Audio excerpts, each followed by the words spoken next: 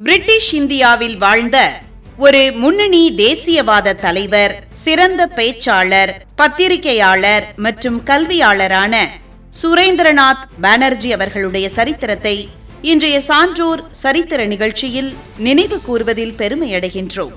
இந்திய அரசியல் இயக்கத்தின் தந்தை என போற்றப்படும் இவர் மக்களால் அன்போடு ராஷ்டிர குரு என்று அழைக்கப்பட்டார். 1848 ஆண்டு நவம்பர் மாதம் 10ஆம் தேதி அன்று கல்கத்தாவில் ஒரு பிராமண குடும்பத்தில் பிறந்தார். 1925ஆம் ஆண்டு ஆகஸ்ட் மாதம் 6ஆம் தேதி அன்று காலமானார். கல்கத்தா பல்கலைக்கழகத்தில் தனது பட்டப்படிப்பை முடித்தார் சுரேந்திரநாத் பானர்ஜி அவர்கள். இந்திய குடிமைப் பணி தேர்வெழுதி வெற்றி பெற்ற ஆரம்பகால இந்தியர்களில் இவரும் ஒருவர். வயது வரம்பை காரணம் காட்டி பிரிட்டிஷ் அரசு முதலில் இவரது வெற்றியை ரத்து செய்தாலும் நீதிமன்ற போராட்டத்திற்கு பிறகு இவர் சில்ஹட் நகரில் துணை மாஜிஸ்ட்ரேட்டராக பணியில் சேர்ந்தார்.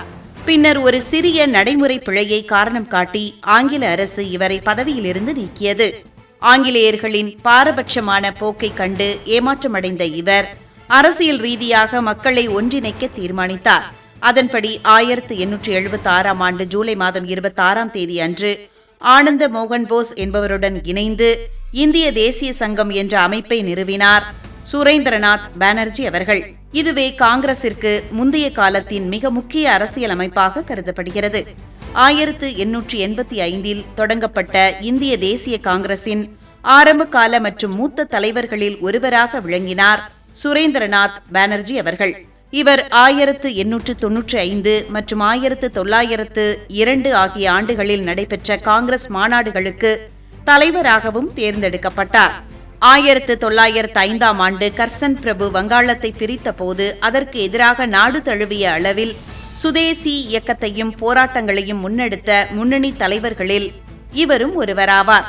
சிவில் சர்வீஸ் பணியில் இருந்து நீக்கப்பட்ட பின் கல்கத்தாவில் உள்ள மெட்ரோபாலிட்டன் கல்லூரியில் ஆங்கில பேராசிரியராக பணியாற்றினார்.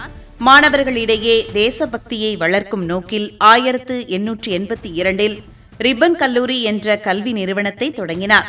இது தற்போது கொல்கத்தாவில் இவருடைய நினைவாக சுரேந்திரநாத் கல்லூரி என்று அழைக்கப்படுகிறது. தி பெங்காலி என்ற செய்தித்தாளை விலைக்கு வாங்கி அதன் ஆசிரியராக பொறுப்பேற்று பிரிட்டிஷ் அரசின் அடக்குமுறைகளுக்கு எதிரான கருத்துக்களை துணிச்சலாக பரப்பினார் சுரேந்திரநாத் பானர்ஜி அவர்கள்.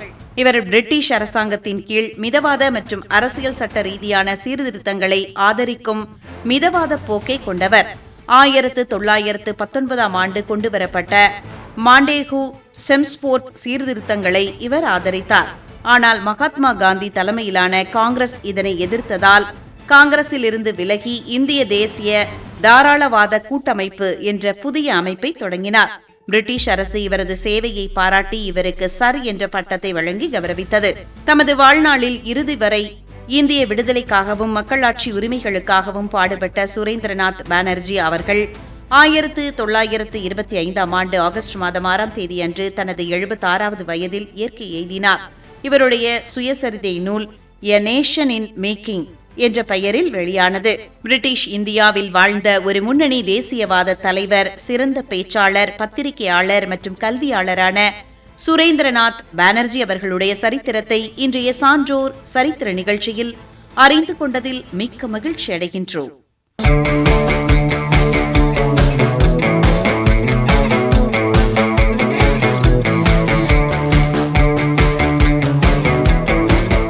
தமிழ்நாட்டைச் சேர்ந்த ஒரு வீரமிக்க இந்திய சுதந்திர போராட்ட வீராங்கனை, சமூக சீர்திருத்தவாதி மற்றும் திறமையான அரசியல்வாதியான ருக்மிணி லட்சுமிபதி அவர்களுடைய சரித்திரத்தை இன்றைய சான்றோர் சரித்திர நிகழ்ச்சியில் நினைவு கூறுவதில் பெருமையடைகின்றோம்.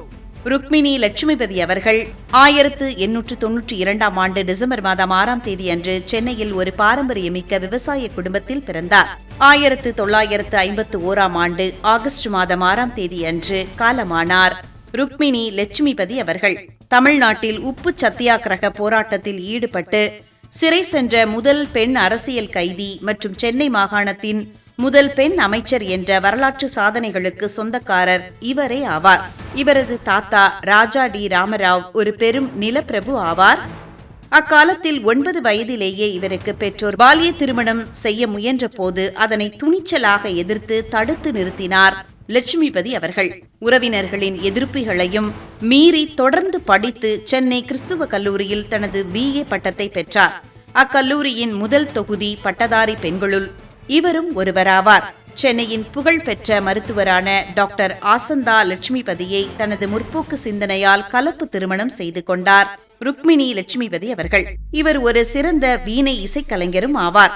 மகாத்மா காந்தி, சரோஜினி நாயுடு, ராஜகோபாலாச்சாரி ஆகியோரின் கொள்கைகளால் ஈர்க்கப்பட்டு 1923ஆம் ஆண்டு இந்திய தேசிய காங்கிரஸில் முறைப்படி இணைந்தார். சுதேசி கொள்கைகளை பரப்ப இளம் பெண்களை வலியுறுத்தி ராட்டையில் நூல் நூற்று கதர் ஆடைகளை அணியச் செய்தார் ருக்மிணி லட்சுமிபதி அவர்கள். காங்கிரசின் வாலிபர் சங்கம் அமைப்பை வழிநடத்துவதில் முக்கிய பங்கு வகித்தார். ராஜாஜி தலைமையில் வேதாரண்யத்தில் நடைபெற்ற உப்பு சத்தியாகிரக போராட்டத்தில் பங்கேற்று பிரிட்டிஷ் சட்டங்களை மீறியதற்காக கைது செய்யப்பட்டார்.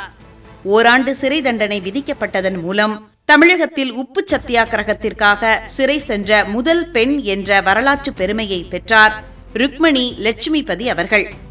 ஜவஹர்லால் நேருவின் வேண்டுகோளுக்கிணங்க சென்னையில் சிறுவர்களிடையே தேசபக்தியை வளர்க்க வானரப்படை என்ற சிறுவர் அமைப்பை தொடங்கி வழிநடத்தினார்.